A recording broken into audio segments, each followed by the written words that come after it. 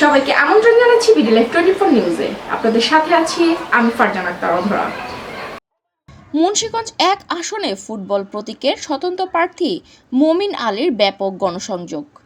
এতক্ষণ শুনছিলেন শিরোনাম, বিস্তারিত দেখুন মুন্সিগঞ্জ প্রতিনিধি লিসান আহমেদের তথ্যচিত্রে। আসন্ন ত্রয়োদশ জাতীয় সংসদ নির্বাচনে ফুটবল প্রতীকের বিজয়ের লক্ষ্যে গণসংযোগ ও পথসভা করেছেন আলহাজ মমিন আলী।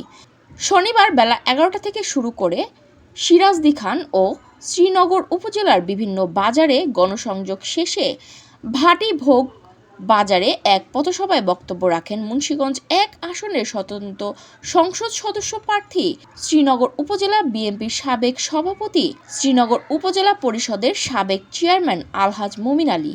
এ সময় তিনি বলেন, মুন্সিগঞ্জ 1 আসন থেকে আমাকে ফুটবল প্রতীকে ভোট দিয়ে বিজয়ী করলে আপনাদের সহযোগিতায় আমি শ্রীনগর সিরাজদিখানে সন্ত্রাস ও চাঁদাবাজ মুক্ত সমাজ গড়ে তুলব।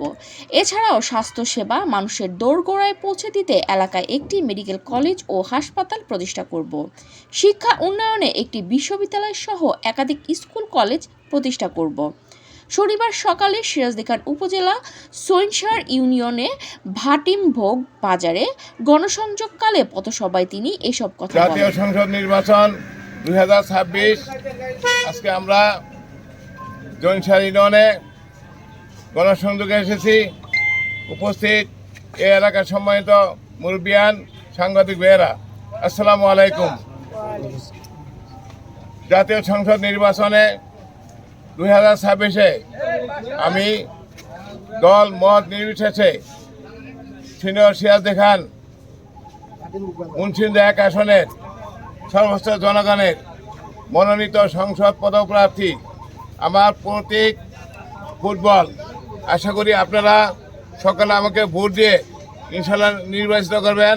আমি নির্বাচিত হলে মুন্সিগঞ্জ 1 আসনের সর্বোচ্চ জনগণ শান্তিতে বসবাস করবে, চাঁদাবাজি থাকবে না, সন্ত্রাসী থাকবে না, দুর্নীতি থাকবে না, মাদক নির্মূল করব।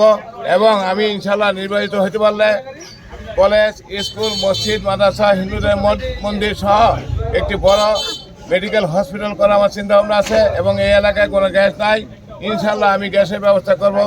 এবং আমি সকল মানুষকে আমি শান্তির রূপান্তর ইনশাল্লাহ রাখবো। আমার জন্য দোয়া করবেন। আমি আপনাদের সকলের জন্য দোয়া করব। আগামী 12ই ফেব্রুয়ারি সকালবেলা যায় আপনারা ফুটবল মার্কায় ভোট দেবেন। সবাইকে ধন্যবাদ। আসসালামু আলাইকুম। এতক্ষণ আমাদের সাথে থাকার জন্য ধন্যবাদ। সবসময় বিডি লাইভ 24 নিউজের সাথে থাকবেন। বিডি লাইভ 24 নিউজ, সত্যের সন্ধানে অবিরাম।